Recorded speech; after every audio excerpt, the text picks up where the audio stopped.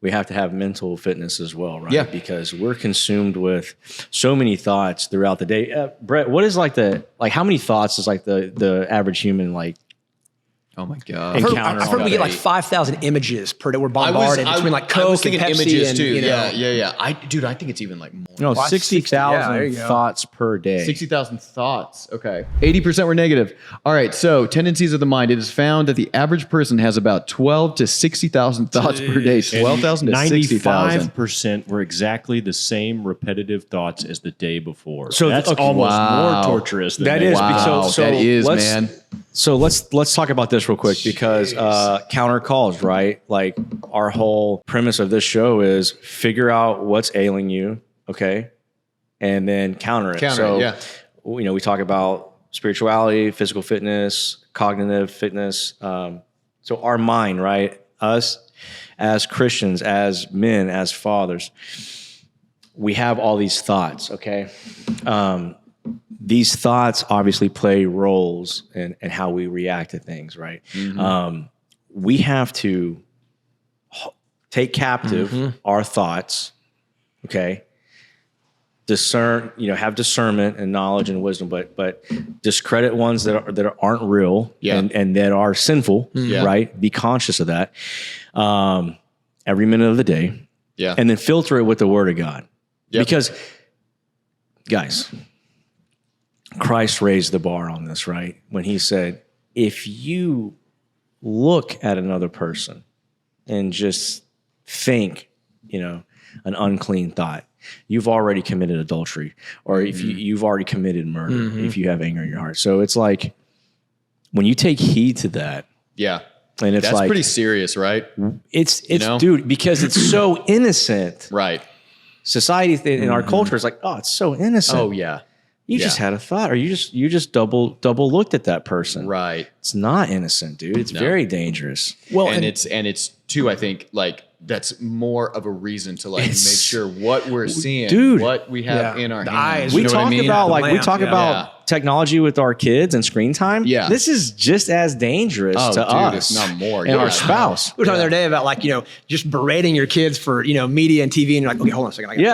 Or like, dude, it's really silly, man, but it's true. But is there anything that you guys do to like protect your mental health and your mental thoughts and just to be sharp? It goes back to that idea of discipline, right? Yeah, there's 1,000 things that I've got in place, but it's going to take me to be disciplined to actually activate that, right? Yeah. When I'm doing my best, I limit my phone usage.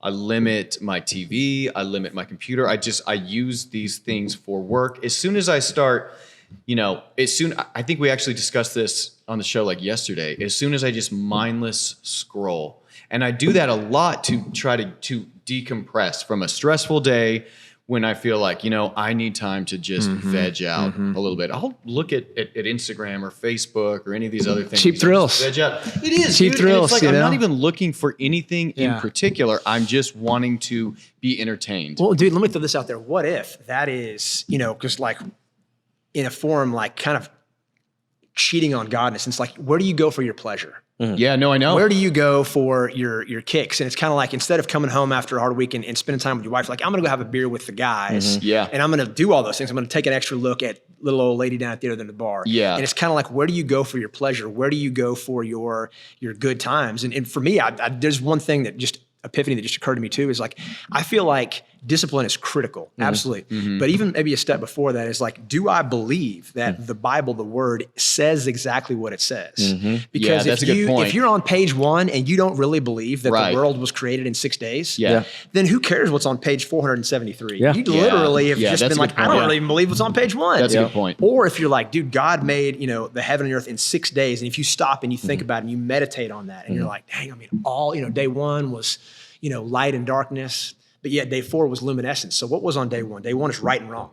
They want us right and wrong, the kingdom of light and the kingdom of darkness. And then you go on to the subsequent days and you see all the things, but you're like, can you imagine like as a media guy, like creating like a timeline of like all the trees being planted in a 12-hour period, all the fish, just like God's drawn it up and it's just things are taking off. Like that's the God we serve. And so if you begin to take a look through a different paradigm at all the things that we hold dear, then you believe more in it and the power of it. And then you become more powerful. Yeah, absolutely. It's not impotent. It's real. It's alive. It's, a double-edged sword. And it doesn't come natural. It doesn't come natural to people. No, because a lot of people, it's like Michael Jordan's son trying to play basketball, and he's just Michael Jordan. Like, how am I ever going to measure up to that? Yeah, exactly. Like, why even try? Yeah, it takes intentional effort to get into the Word of God and to consume yourself and and be in His presence and to.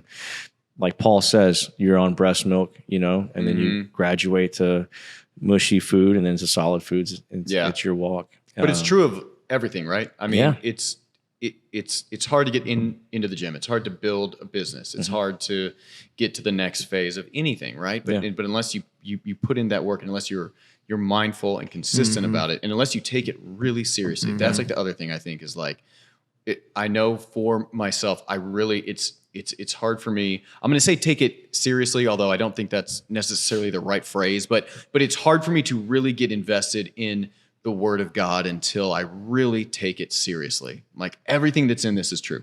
Everything that's in this is you got to believe true. it. You have to believe it. I mean, it's like you said, you truly do. And once you can, and once you're invested in it, that's when you see things, and that's when you hear God talking to you. And man, hearing God talking to you is the craziest thing. Dude. Craziest thing. Well, he shows up. He shows up because and I think number one, accountability is critical. This show is huge because you guys are making it cool to ask to have these conversations. These are conversations that or maybe you don't want to be seen as like the bump on the log and talking about this kind of stuff. I mean, I've always been kind of a dork anyway, so I don't really care. Me too, man. I wasn't really all that cool, So I was like, you're right, though. You're right. I mean, like it's like, and I think that's a big movement that's going on too now. Is that I mean, look, people are talking about Christ. Growing up, like in the 90s, it was I didn't listen to any praise and worship or anything like that because it was for me, it was just I couldn't get into it, dude. It was like super corny, man. And it was just like beneath me. But nowadays, dude, the praise and worship and the artists out there like Trip Lee and Lecrae and Forrest Frank, and I mean, there's a big movement going on, so it's cool, right? Some really good stuff. Yeah. But I mean, with all that, let's segue into, I love where this is kind of just compounding on each other. We've got spiritual fitness, we've got physical fitness and mental fitness, but, with controlling our thoughts, right? Because we have to protect our mind, right? So, temptation. In this secular world that we're in, we're faced with a lot of temptation. All the time. And everybody has it. Everybody has that one thing, that one it that you're just constantly tortured with, or that, that just, whether that's substance or whether that's, porn or whether that's whatever, Instagram, whatever it is. So it's like, I've heard it once said that this was really cool. 'Cause I'm a fisherman. So like, I love fishing, but it's like the enemy is like trying to catch a fish, right? You're the fish. He's got the hook, but he's got that one thing is the bait. So the fish never sees the hook. The fish only sees the bait until it's too late. Once he bites into that, that's a good analogy. That hook is it's set. So when it comes to temptation, just being conscious of like that one thing. So for myself, like with the protecting myself mentally with the thoughts and temptations, like I don't watch certain movies. Sure.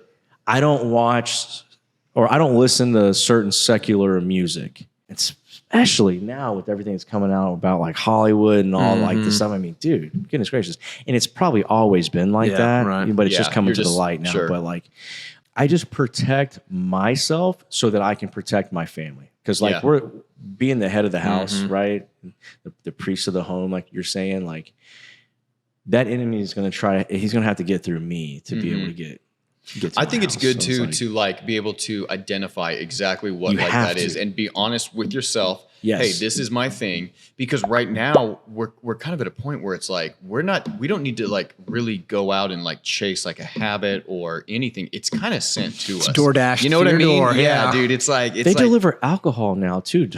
Oh yeah. yeah. Yeah. I mean During yeah, Chimichanga, it became a profitable business. it did. Yeah. It did. And it kind of hung Still around. But you're that. right, dude. You have, but You can buy it with food I'm gonna have stamps. to- Yeah. Yeah, you have to identify. You can buy it with food stamps, EBT debit. Oh, you know, dude. Oh, really? Can you? So, like when you think about it, what was it? 80% of thoughts are negative. You have approximately 60,000 a day. So imagine you're not just a fish in the ocean with one piece of bait, but 60,000. It's a feeding And you're frenzy. just looking in a around day. like which. And which I one do think go the after? only thing, like you're aware of it because you've suffered enough Right. in a good way. So, like when you talk about fitness, mental fitness, spiritual fitness, to be is to suffer. Because you know when people say like, "Oh, it was a hard life, but it was a good life." Like, what's the meaning behind that? It's because there's value in hard work. There's value in putting yourself through an adequate amount of suffering. It's really easy to give into the temptation, Yeah. but only after you've suffered long enough do you start to understand the value of that, and the little bait on the hook's not worth it. And to take that, dude. you're right. And then Yeah. to take that a little bit further, guys, too. It's like now society glorifies that temptation. Yeah. Like it's just have a accepted. You deserve it, bro. 20 You years deserve ago, it. Yeah. You worked hard. and then 40 Yeah. years ago. But even so, like on like sexuality or anything, Yeah. it's like Yeah. adultery, whatever. Yeah, man. you Like do what makes you happy. Do what makes I you love happy. that. That's the you biggest. identify that's as the this? phrase, right? Yeah. Everybody Does it make you slips up. happy? everybody's Yeah. So man, Yeah. I mean, equipping ourselves.